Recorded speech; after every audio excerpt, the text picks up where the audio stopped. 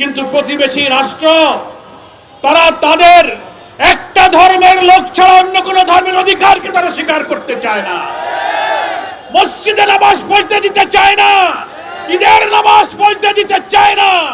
নামাজরত মুসল্লিদেরকে কি করে নিষ্ঠুর বর্বরভাবে নির্যাতন করে, হত্যা করে, আপনারা তা দেখেছেন। সংগ্রামী দেশবাসী, আমাদের কর্মসূচি জাতীয় শহীদ মিনার চত্বরে বিকাল 5টায় ঘোষণা করা হয়েছিল।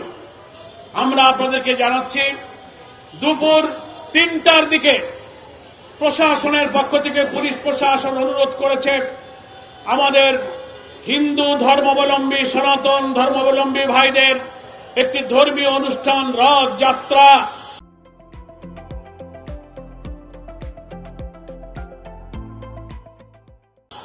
তাদের সেই রথযাত্রা আমাদের নির্ধারিত র্যালির জায়গা শহীদ মিনার চত্বর অতিক্রম করবে। ওনারা অনুরোধ করেছেন আপনারা জায়গাটা একটু পরিবর্তন করেন।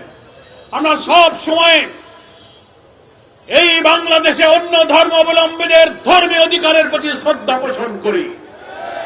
সেই কারণে অল্প সময়ে আমরা শহীদ মিনারের স্থান পরিবর্তন করে শাহবাগে এসেছি। এই অল্প 1 ঘন্টার মধ্যে যারা শহীদ মিনারের জন্য আসবেন দাওয়াত পেয়েছিলেন, সবার কাছে খবর ফেরত দেওয়া সম্ভব হয় নাই। এখানে অনেকে হয়তো পৌঁছাতেও দেরি করেছেন, পথে আছেন, আসতে পারেননি। প্রিয় ভাইয়ের আমার, বাংলাদেশে 11 দল, আমরা যারা দেশপ্রেমিক রাজনীতি করি, হিন্দু, বৌদ্ধ, খ্রিস্টান সহ সকল ধর্মের অধিকারের প্রতি আমরা সচেতন। কিন্তু প্রতিবেশী রাষ্ট্র তারা তাদের একটা ধর্মের লোক ছাড়া অন্য কোন ধর্মের অধিকারকে তারা স্বীকার করতে চায় না।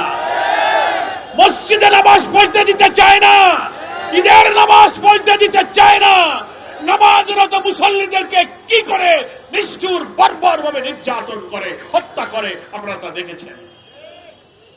আমরা বাংলাদেশ সরকার, তার সমস্ত ইন্টেলিজেন্স সকলকে জানাতে চাই, আধিপত্যবাদীদের সেবাদারদের অপপ্রচার, অন্য ধর্মের লোকেরা বিভ্রান্ত হয়ে যেন এই সংখ্যাগরিষ্ঠ মুসলিম দেশের জনগণের বিরুদ্ধে কখনোই কোনো বিষোদাগার না করেন, সে অনুরোধ আমরা করে রাখছি।